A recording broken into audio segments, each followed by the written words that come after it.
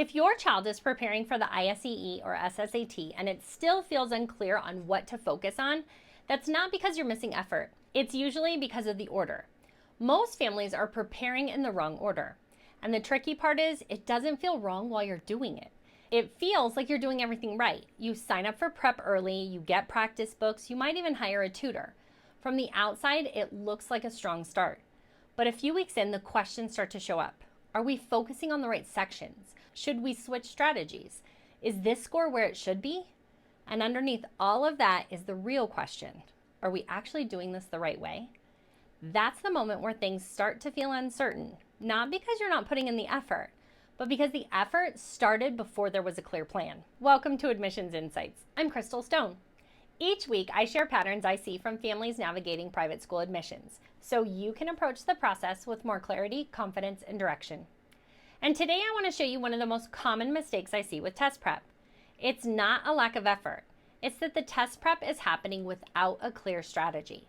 And once you see this, you'll understand why so many families feel like they're doing everything, but still aren't sure if it's working. This is something I walk through in much more detail in my parent training, how to actually build a testing plan that fits your child and the admissions process as a whole.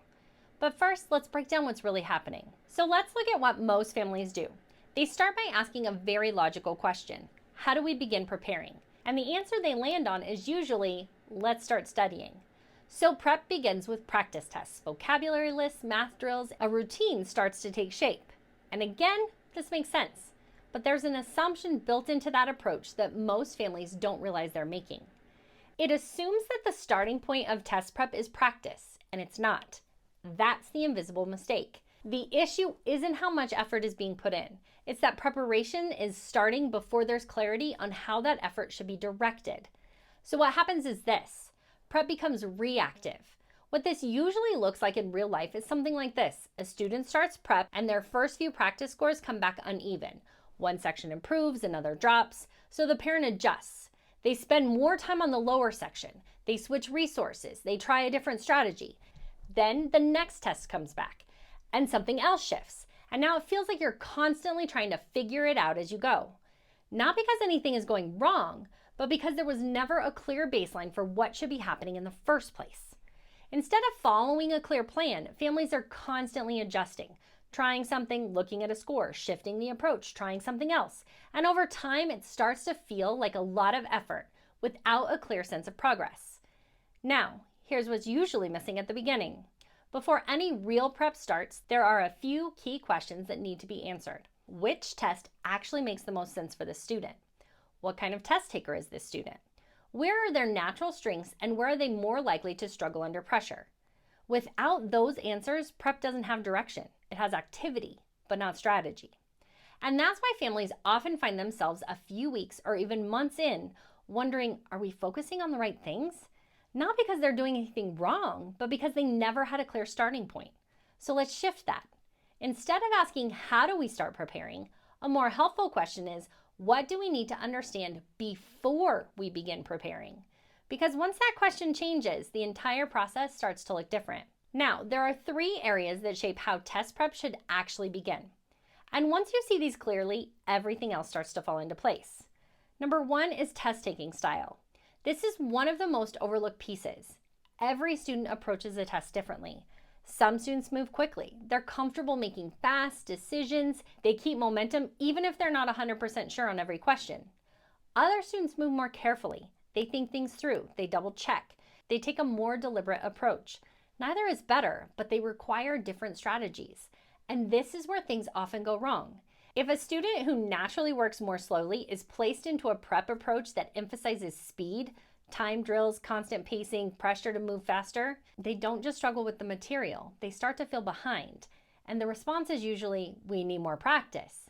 But more practice in the wrong structure doesn't solve the problem, it reinforces the frustration. On the other hand, a fast-moving student who isn't guided toward accuracy may continue making the same avoidable mistakes. And again, the instinct is, let's do more, instead of, let's adjust how we're approaching this. So the first layer is understanding, how does this student naturally move through a test? Because that shapes everything that comes next. Number 2 is the strength profile.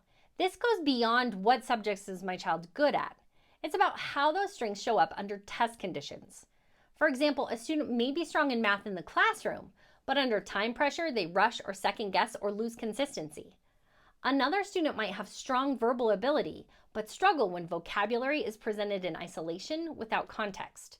So when families jump straight into test prep, they often see uneven results and think, we need to fix the weak areas. But without context, that becomes reactive. You're chasing outcomes instead of understanding patterns. And this is where a lot of time gets lost, because prep turns into a cycle. Identify a weakness, try to fix it, see mixed results, adjust again, instead of building a strategy that actually works with the student's natural profile. And this is where I see a lot of families get stuck, because on paper it looks like the right approach to say, let's focus on the weaker areas. But without context, that could actually pull time and energy away from areas that could improve more quickly. I've worked with students where a small shift in how they approached one section led to a much faster score increase, while months of effort in another area led to very little change. So it's not just about identifying weaknesses.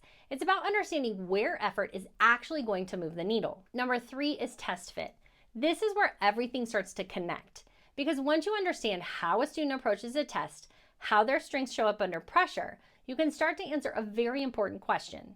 Which test actually allows this student to perform more naturally?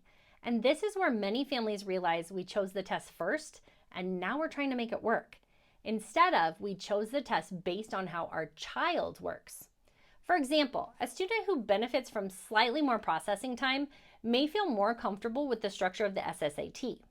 A student who works quickly and adapts well under tighter pacing may find the ISEE to be a better fit.